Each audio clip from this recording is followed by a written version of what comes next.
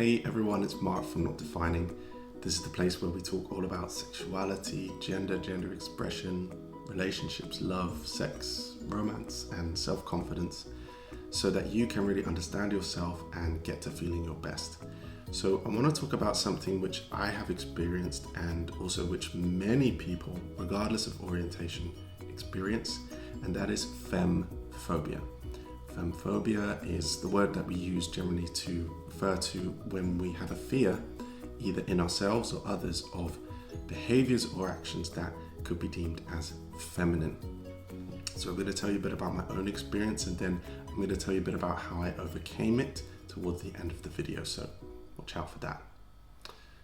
So I grew up, as many people did, as a boy, and I was kind of expected to do boy things. So I happened to be quite creative, I happened to be quite musical, and I happened to not be that into sports or anything like that. But up until the age of about 10, that was kind of celebrated and deemed as okay. So I felt like I was doing okay. But then when I got into my kind of 11, 12, 13 kind of adolescence, things started to change. And there was this huge pressure that came from all around me to throw away those creative, artistic, sensitive parts of me and to kind of conform to this hetero-masculine ideal. And of course, it caused me a lot of trauma because I didn't understand it. I didn't know how to be that. I didn't know why I wasn't like that. And I didn't know why it was a bad thing. So it was really difficult, and I spent a lot of time trying to look at other boys, other men, and think to myself, okay, well, what are you doing that's different to me, and how can I emulate that? This was obviously kind of compounded by society around us. I came from quite a strict Christian conservative background, which really kind of encouraged those masculine ideals. And I remember one of my parents saying to me, actually, when I was young, like I was becoming friendly with this guy who he turned out to be gay. He was quite, what they referred to as effeminate. And they were very concerned, and they kept kind of asking me, like, you're not becoming like him, are you? And you shouldn't become like him, and you shouldn't behave like him. And it was just this really shame-ridden process. And so I just want to say, if anybody is going through that, maybe as a young person or maybe at any age, you can always come to me.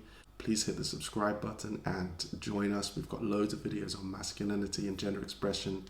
And if you want to come and join our Patreon, it's patreon.com/notdefining. You can connect with other people there who really understand and get mentoring from me tailored to you. So that was basically it. I really became ashamed of this part of me, and I tried to get rid of it, basically. So everything that I did that I deemed to be feminine, I kind of softened and I kind of hid and I kind of tried not to show. And anything that I did that was like considered to be masculine, I would overdo. And I would over-advertise. And over time, what this did was a funny thing. It actually made me really self-conscious. It made me really insecure. It made me into a person who was really not confident. But I managed to overcome it in a number of ways. The first way was actually being with women. Okay, so I was actually with female partners, and originally I thought that women would want me to be masculine. They would want me to be this ideal that I've been told I should be. But what I actually discovered being intimate with women was that actually women don't just want that. Some women do, and that's fine, but a lot of women don't. Women are so much more complex than that. And women have their own femininity and their own masculinity within them. And what I discovered was that actually the thing that women want the most, and this is backed up by research actually, is authenticity. Okay, they want you. They want you to be you and to be confident in you, right? And this was an amazing game changer for me, because I realized that the more you can be authentically you, the more attractive you will be as a man to women. So that's one thing. The other thing was that I met queer women as well, and I met women who, let's say, didn't conform to that heteronormative box. And I realized that there are a lot of women out there like that. It's not just the exception. There are loads, genuinely loads. And I started to date women who actually appreciated my feminine traits. And it was amazing because I spoke to women who actually genuinely were attracted to feminine guys, to guys who are creative, guys who are sensitive, guys who are emotional, yeah, and even women who are attracted to queer men, yeah, who find male-male intimacy attractive. And this was such a bombshell for me. It was absolutely transformative because I realized that I can be attracted to women as a man, not like anybody else, not trying to be like anyone else, but actually as me. And so this was really, really fundamental. The other thing that happened was that I developed more close and intimate friendships and connections with guys, with a lot of straight guys. And the more I did that, I actually realized that we're so similar. You know, they have emotional parts of them, they have sensitive parts of them, they have creative parts of them, they have, you know, all kinds of different parts of them. And I realized also that I have many strengths that they don't have, and we share so much. And so it was really in that developing intimacy, platonic intimacy, that I realized how similar we are, and that really there's nothing femme about me, or there's nothing to be afraid of about those parts of me that people say are femme.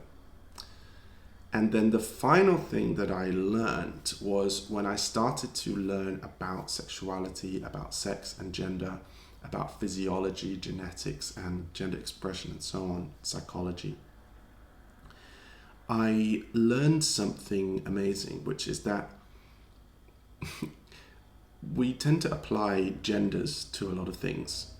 However, gender is invented, right? It's constructed. It's not actually really, or gender norms aren't really, really real. So even our bodies have a gender. So you might look at me and say, well, his gender is male. Well, you can't say that because actually sex and sex characteristics, yeah, so what you see, deep voice, facial hair, you know, the facial structure, you know, broadness of chest, whatever, what you see as man, what you see as male, yeah, here, is actually just on a spectrum of characteristics. So I am physiologically on the masculine side of the sex and sex characteristics spectrum, okay, in my physical body. But that doesn't actually mean anything about what's inside, my spirit, my personality, the way I am. And actually, there are so many different varieties of behaviors, personalities, emotions, and so on that we can all have. And they are all on a spectrum as well. So there's no masculine and feminine traits, all right? Your body is masculine or feminine, if you want to put it that way, this end of the spectrum or that one. And your personality is this end of the spectrum or that one. And it can go in between. So I realized that if I want to identify as masculine, if I want to identify as a man, then I can, because I have sex characteristics that would fit that label. And anything within that is in and of itself masculine, because there are no behaviors or actions that are feminine. There's nothing female about being gentle. There's nothing female about being kind. There's no link between the body and behaviors. There just isn't. And so I am a man, if I want to define that way. I have a fully functioning body of a man, which can do the things that a physiological man can do. And the only thing I have to worry about is making sure that my spirit that sits within that body is as authentic as it can possibly be. Because if I want to get with a woman, I can, because look at my body. You know, my body can connect with the female body and it does everything it needs to do, and that's fine.